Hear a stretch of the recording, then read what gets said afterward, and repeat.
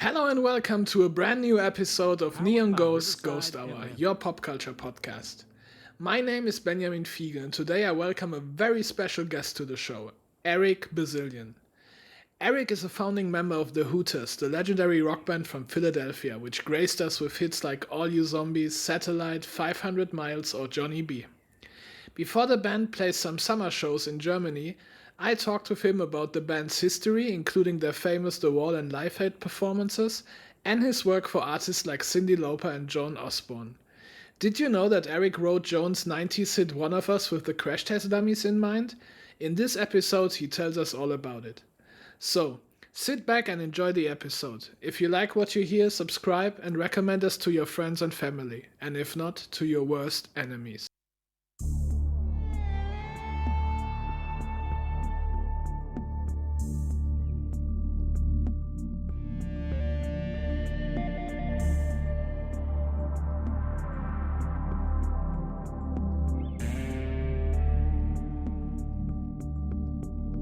Neon Ghosts. Ghost Hour. A pop culture podcast.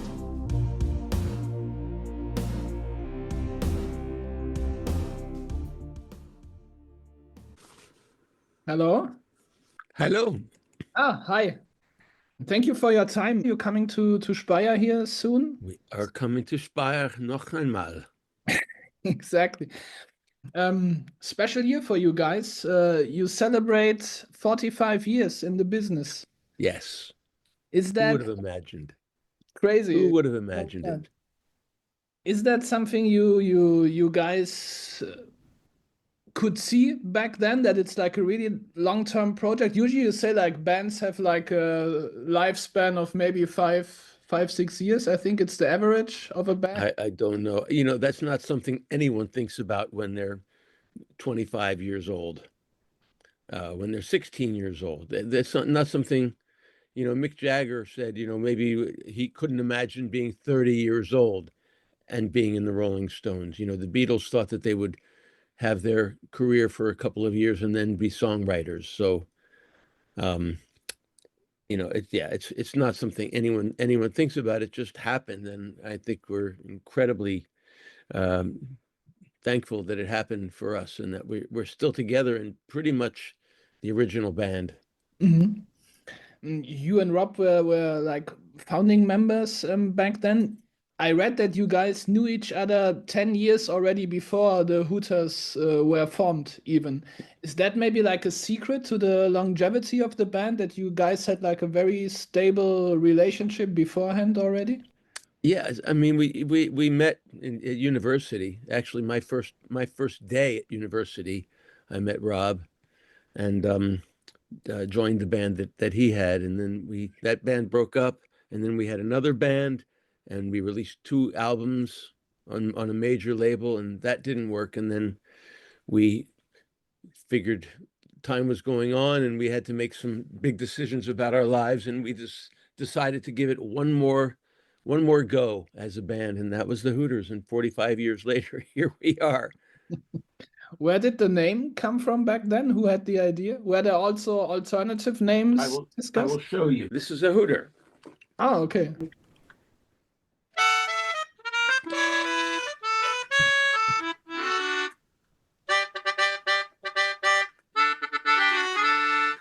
It's a melodica made by where is the logo? Made by Hohner, Uh-huh. and we borrowed one from a friend to use on an early demo, and the sound engineer asked if he could hear that Hooter thing, Mhm. and we decided to call it a Hooter, and then we decided to name the band after it. So it had nothing to do with the restaurant. No, we came first. The restaurants came a few years later. Okay. Okay. I read that you guys started out in Philadelphia, yeah, and you were pretty successful in that area, but it took some years to have that nationwide breakthrough. Yeah, it took 5 years, Mm. which What? is about how long it takes. I mean, it took the Beatles. John Lennon and Paul McCartney met in 1958. They had their first single in 1962. First real success in 1963, and then the U.S. in '64. So it took them 5 years. Mm. Mm. What kept you guys going in the meantime? Could you already live from the music, from the gigs and stuff, or did you all had like secondary side jobs, or was that difficult back then? Often we barely lived from the music, but we lived well enough. We had a van that we all climbed into to travel and do our gigs. Um, we had food and we had beer. Mhm. That's enough, exactly. Yeah, and then that huge success from a German perspective, what really we already had an interview a few years ago. We talked about like your big hits and stuff. What we didn't talk about back then, what I found very interesting, those like you guys participated in that 1990 The Wall concert Hmm. in Berlin, especially now from a German perspective, of course, very interesting. How did you guys end up taking part there? You knew Roger Waters before, I think, yeah? Yeah, Roger Waters was a fan. He came to one of our shows in London and stuck around afterwards, introduced himself, and a couple of years later, the Wall concert happened, and I believe we were in Tokyo, we were in Japan, and he called to ask if we could be in Berlin in 5 days. And were you guys directly on board, or did he had to like convince you? We No, directly. We had to fly home first. We thought about going directly to Berlin from Tokyo, but that didn't work. So it was a real whirlwind of a Mhm, trip, but it was amazing. And Roger was very, very kind to us, very gracious, mhm. and it was really an inspiration to be around him during that time. There was so much going on, so much that could have gone wrong, and whenever anything came up, any kind of problems, any kind of complications, he just took a deep breath and fixed it. Did you like were there any rehearsals or something? You said like 5 days Yeah, before the concert. Like how much time to prepare the show did you guys have back there were then? two or 3 days. I remember when we got there, when we walked into the hotel where all this was happening. He was rehearsing with Bryan Adams, and we had toured with Bryan Adams, so it was nice to run into him there. Hmm. I think then he rehearsed with Uta Lemper, who we had met. She had come to a couple of our shows before, and of course we knew Cyndi Lauper. But then it was amazing, just the superstars, not just musicians, but movie stars and just people that we'd seen on TV and in films, and there they are hanging around backstage, being stupid people just like we are. So do you guys, when you say like all these big names, you guys were also stars back then already? Like, did you still feel starstruck by some people I still yourself? feel starstruck by some people. Uh-huh. Absolutely. I hope they are too.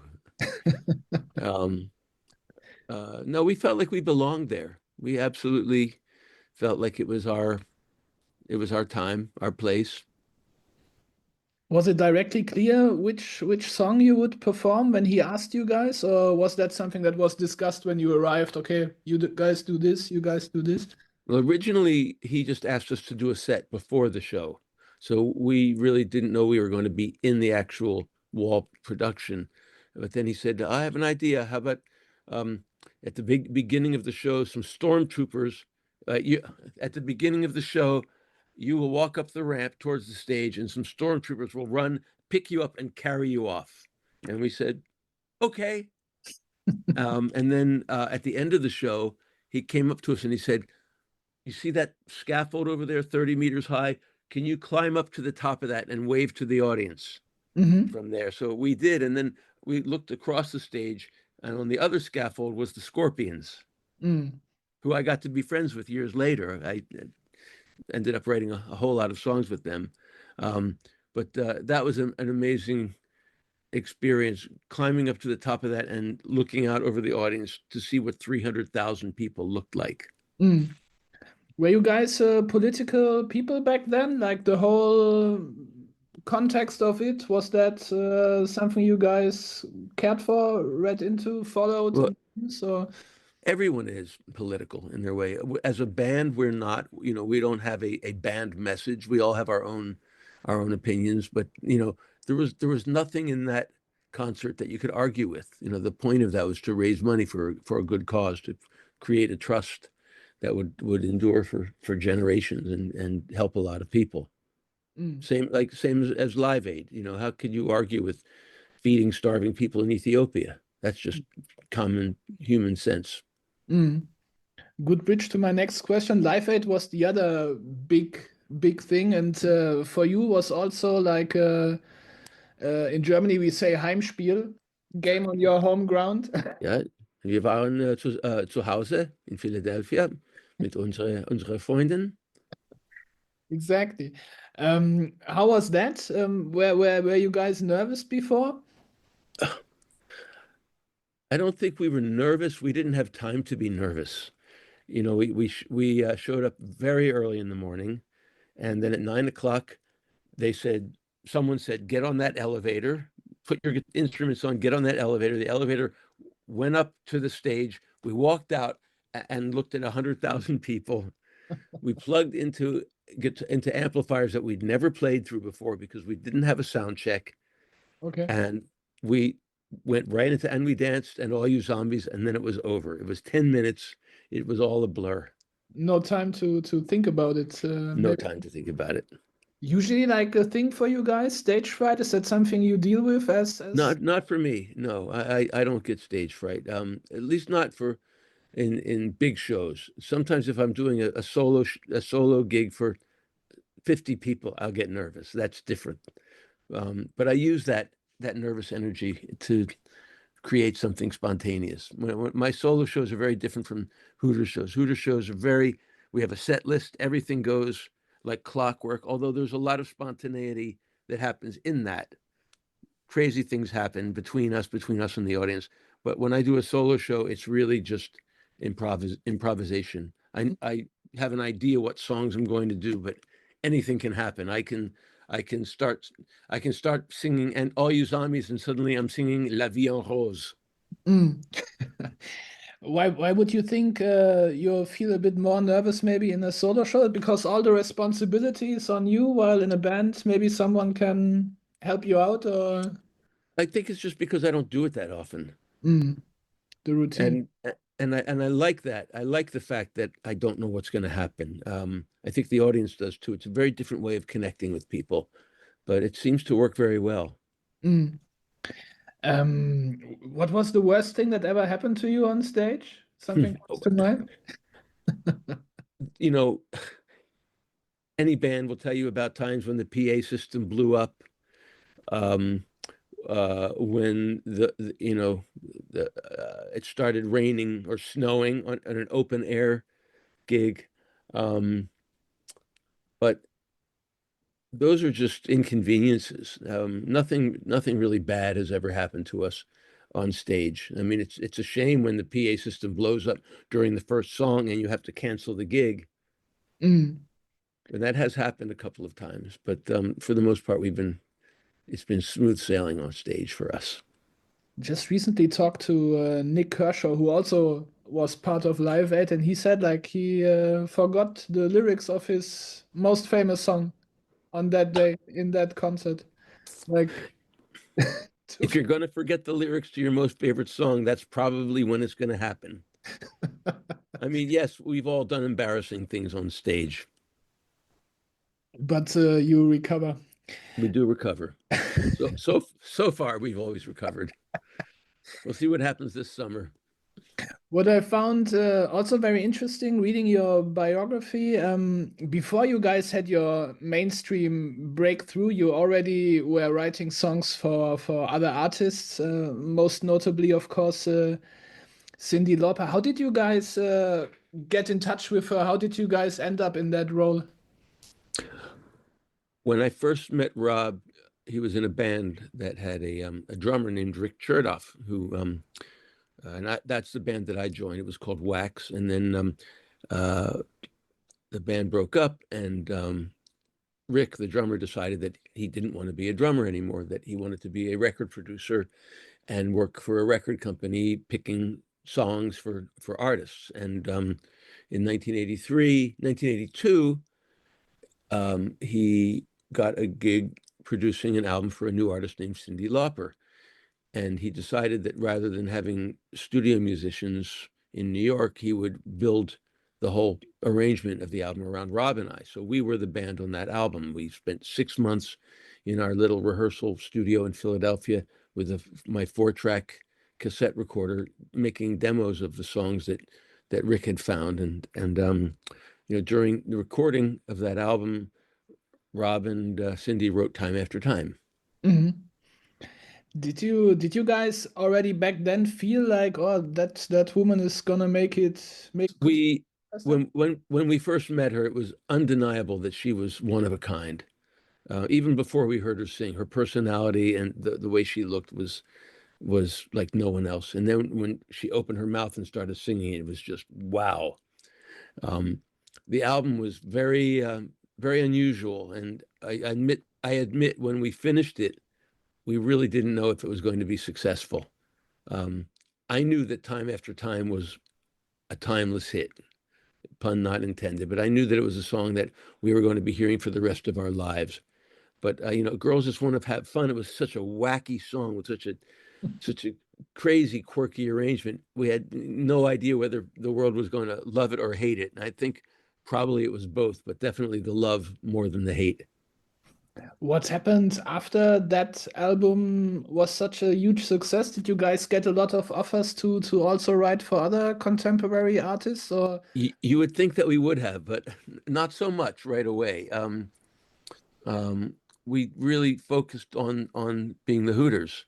We took a break from performing during that while we were making that record with Cyndi, and then we decided it was time to start up again, and we just continued. And then a few months later, we made an independent album, because even after making the Cyndi Lauper album, the record companies in New York weren't coming down to Philadelphia to see us and weren't really interested in what we were doing. So we made an album all by ourselves, a little independent album called Amore, and we sold 150,000 of those, just around here. And that finally made the record companies wake up and see that there was something going on. And Rick Chertoff, who was working for Columbia Records, did sign us. And then the result of that was, Nervous Night, and then One Way Home, which had Johnny B on it, and Zigzag with 500 Miles. Maybe it's like asking a parent what's their favorite child, but from all the songs you wrote, do you have like a favorite? Or I asked Russ Ballard recently the same question. He thought it's always my last one I wrote. I used to feel that way, and now I feel like it's my oldest. Really, and it's kind of I mean, of the Hooters songs, I'd probably say All You Zombies, just because it was the first song that we wrote that lasted, and because we had no idea that it was going to have the life that it's had. We really thought it was a weird song, a crazy Bible story that no one was going to care about.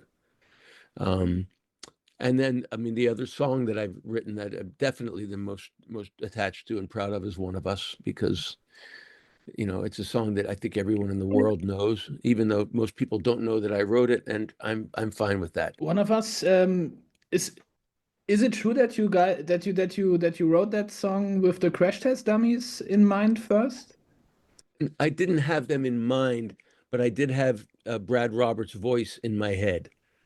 So on my original demo, the demo that I played for Joan and Rick and Rob, I actually sang the opening lines like him. I sang it like, if God had a name.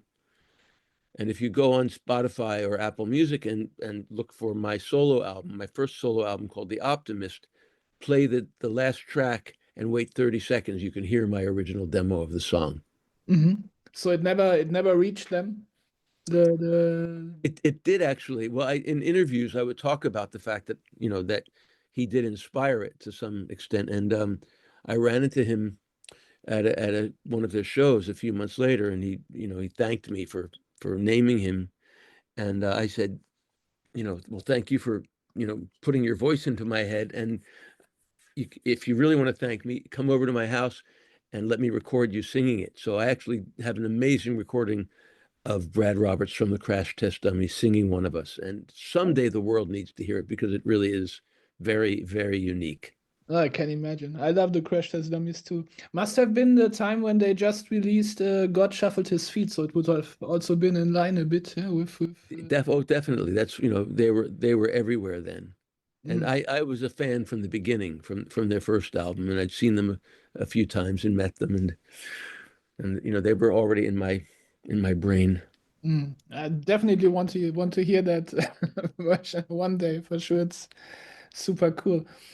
I always wonder when guys like you wrote for so many other big names, also Billy Idol, John Bon Jovi, all those people.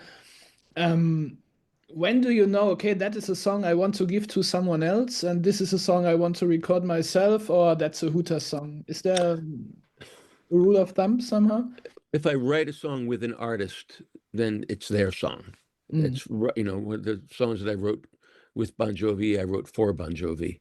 Um, Same with the Scorpions. Same with Billy Idol. Hooters songs are songs that Rob and I write together, and Hooters songs have a special quality to them. We know when it's a Hooters song. We know when it's not a Hooters song. Most of the songs that I write on my own are to me, they're wonderful songs. They're very personal, uh, and I think they're all great. But most of them aren't Hooters songs. Hooters songs have a special perspective and a special sound, and it's something that Rob and I create together. when you just said like when I asked you what is your favorite song, you said maybe My Oldest. Is that the reason why your guys' latest album has a bit of like a back to the roots sound to it? Yes, well, for a long time we talked about going back to our ska and reggae roots because it's something that we hadn't done in a very long time. And it's interesting because our German audience doesn't know that part of our history so Mm, much. Um, for Germany, our career began with Johnny B. mm. And then going back, they discovered All You Zombies and We Danced, etc. But so we thought it would be interesting for our fans in Germany to hear where we started, and it was exciting for our fans in the U.S., especially in Philadelphia, to hear us go back to that. But it took a long time. We had moved on from that time in our lives and that inspiration. It really took going back and finding old cassettes, especially old 4-track demo cassettes, and finding songs that weren't finished, and actually taking the recordings that we made in the 80s. They go back as far as 1982, putting them into the digital world and creating a band around them. Um, so it was sort of a step back and a step forward. We have a new single that was released today, actually. Oh, okay. It's called Pendulum, Mhm. and it's based on a song that we wrote in 1995 and actually did perform in Germany. It was a very different song then, and it's a very, very timely song now. Pendulum is a word that you hear a lot now in the news, but the politically, socially, how the pendulum swings from left to right, back and forth. The song is about that, and it's more of the folky, rocky Hooters sound that our fans are accustomed to, and it's an anthem. I think it's going to be great live, and I think a lot of people are going to enjoy it very much. There was quite a long time without a new regular Hooters album before. Is that now something you guys want to pursue more again, releasing albums, singles? We'll see. We have a lot of songs already, and we perform most of them. And the rule for us is if we're going to write a new song and go through take the time, and it does take time. It doesn't get easier. Mm. Um, but if we're going to do that, it has to be a song that lives next to Johnny B, that lives next to All You Zombies, that lives next to Satellite, Carla with a K, 500 Miles. It has to be a song that we will play in our show. And the audience won't go and get another beer while we're playing it. Mm. So I hear that from a lot of artists that with age somehow one becomes a bit more picky when it comes to their own stuff, while back in the early days of the career one is pushing out, and is that Well, something you feel? the bar is very high. Mm. Again, if we're going to write another rock song, it needs to live with "And We Danced" and "Day by Day." If we're going to write another reggae, it has to live with "All You Zombies" or 500 Miles. If we're going to write another heavy rocker, it's got to live with Johnny B and Satellite. So, it's something special has to happen. Now, this our new song, Pendulum, is different. It's more like an Irish drinking song, and we don't have one of those. Um, on our last album, on Rocking and Swing, we had Why Won't You Call Me Back, which was a real up-tempo ska, which we'd never had a hit song like that before. So, we have to, everything has to have something new, but at the same time, it has to fit in with the world that we've created. Mm. What makes a good song for you? Do you have like a definition for yourself? What is the key to a successful song? A good melody, a good lyric, and a great guitar riff. I mean, when you talk to songwriters nowadays, it's often TikTok plays a role when they try to create a song, conceptualize it. It has to be TikTok friendly. Yeah, we don't do that. Yeah. No, we just don't do that. For you guys, was the radio like a similar medium where you tried to make it very radio friendly, or did you guys completely blank that out, like all those rules that go for like a good radio song? We blanked it out. Yeah, pretty much. I mean, you know, going back to All You Zombies, which was a song we wrote in 1980, and we didn't think anyone was ever going to care about. The first thing that happened with that song was in 1981. We played it on a live radio broadcast in Philadelphia, and the radio station WMMR, which was still a huge rock station, they started playing it. They started playing it every day. We released a live single. We put it on the Amore album, and again that started getting airplay. When we made the Nervous Night album in 1985, we made the song 6 minutes long, which we never thought was something that would go on the radio. But when we went to master the song, we went to our mastering session. The mastering engineer, George Marino, who was a legend, he had mastered all the great rock records up until then. We asked him what he thought the first single should be, and he said, "All You Zombies," obviously. And of course, we edited it down. We took it down to 4 minutes, but that's a song that just keeps. It won't go away. Mm. It won't go away. And that song has a strong melody. It has a strong message, and yes, a great guitar riff and a great keyboard riff. I'll give credit to Rob for that one. So at a certain point, okay, I think or I have a hit here. I read that when you first heard Joan Osborne's demo of One of Us, you already practiced your Grammy My Grammy, the speech that I didn't get to give. Yes, I knew that when I heard her voice singing that song, I knew, we all knew. Same thing with Cyndi, when we heard Cyndi singing Time After Time. Actually, the first time Rob and Cyndi played it for me just on the piano, I knew that was a classic. I think, and we danced. We knew that song had a real shot at getting on the radio. Mm. Is it different for you if you write a song for a female or male artist? Or do you write songs usually that can be sung? I mean, one of us can be sung by a male or a female, Sure. doesn't matter in that sense, but in general, is it something? It depends. Again, if I'm writing with a female artist, it's usually from a female perspective. Mm, One of us, I didn't write One of Us for Joan. That I just wrote that. That as a song that literally just appeared in the middle of the night to impress my new girlfriend, who's, my wife since then. Um, when you say like you write for someone, is it usually? I mean, I saw that on the credits of many of your songs. Like sometimes you're named as like a co-author.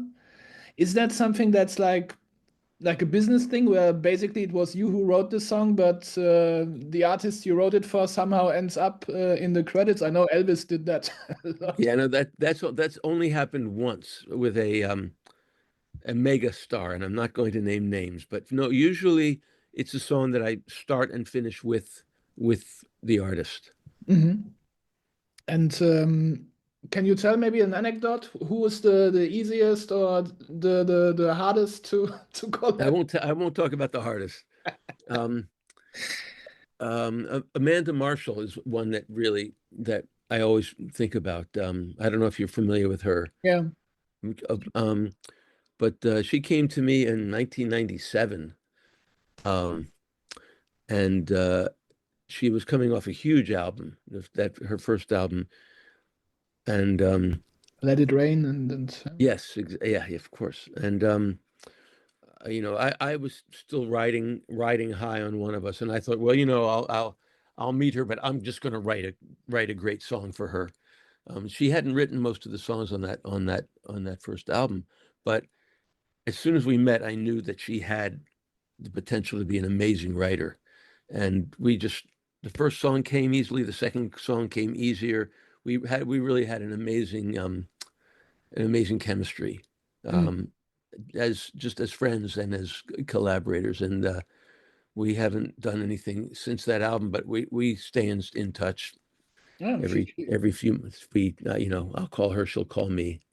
maybe there's opportunity in the future again. I think she just gave her comeback last year with like a new. Yeah, she did. It was great. Well, we'll see. She lives in her world, I live in mine. um when all that started, the Hooters weren't really active at Mm, that point, so I had a lot more time to do outside projects. Now I'm a Hooter full time. Even when we're not touring, it's still the thing in the front of my mind. mm. Is it still something you guys enjoy touring? Love it. We absolutely love it. We'll keep doing it until we can't. Hmm. Um, we as soon as there's so much work that goes into preparing for a tour. Um, but we have an expression: butts in seats. Once we get our butts on the seats in the airplane, it's all smooth sailing. Especially in Germany. We get to Germany, we've got our amazing tour manager Holger, who takes care of everything. He fights our battles for us. Um, we get on the bus and we show up at the gig. Maybe we have a sound check, maybe we don't. We have dinner, we go on stage, we have an amazing time for 2 hours, hang around for a little while afterwards, go to the hotel, get on the bus, start over again. And the shows are great. I saw you guys perform a few years ago, was before the pandemic in Neuleiningen, like a Uh-huh. wine Yes, oh yes, we love playing at the wineries and the was like a Schlossgarten. yeah, like a nice castle. Was very cool. Was very cool. In an interview, you mentioned that for some reason it seemed like the German fans were a bit more loyal than the American fans. Yes, I mean, aside from Philadelphia, our fans in Philadelphia are always there for us. But for whatever reason, uh, most of America forgot about us. Um, it's funny, they still remember the old hits, but Mm, most of our fans don't know that we put out another record after Nervous Night. mm. When we play Johnny B in the United States, it's when we play Johnny B in Germany, it's ah! Is that something you have an explanation for? Is it like the same that happened with so many rock bands when the 80s transitioned into the 90s and suddenly there was grunge and all that stuff? Or I don't think so because that was all happened in the 80s. Johnny B came out in 87. mm, You know, who knows? Maybe it came out at the wrong time. Maybe the record company didn't promote it well enough in the United States, but the German label did. On the other hand, All You Zombies and We Danced never really were hits in Germany. mm, So, and they were number one in Australia, and nothing else ever happened in Australia. So a lot of it has to do with timing. A lot of it has to do with MTV. MTV was such an important force in the 80s. mm, And when we put out Nervous Night, they loved us. And We Danced was a huge video. And they all were. They were all top 5 videos on MTV. mm. Yeah, but we are happy to see you now here in Speyer soon. Can you tell us what you guys have in store for that concert?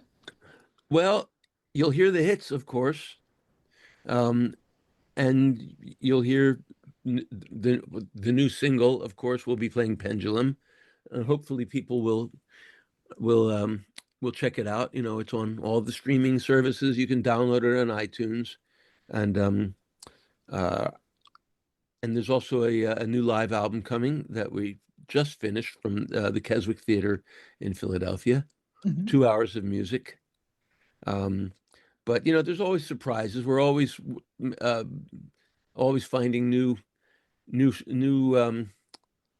inspiration in the songs, new arrangements, different set lists.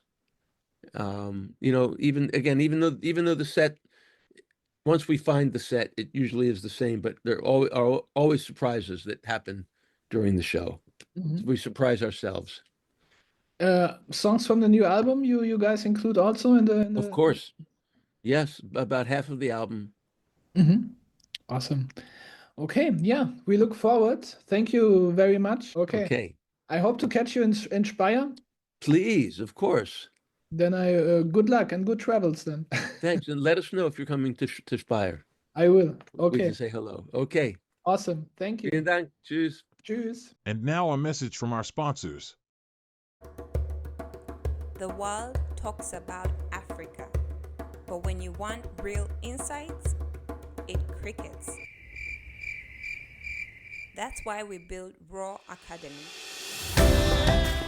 Access in-depth insights from Africa's top entrepreneurs, investors, and industry leaders.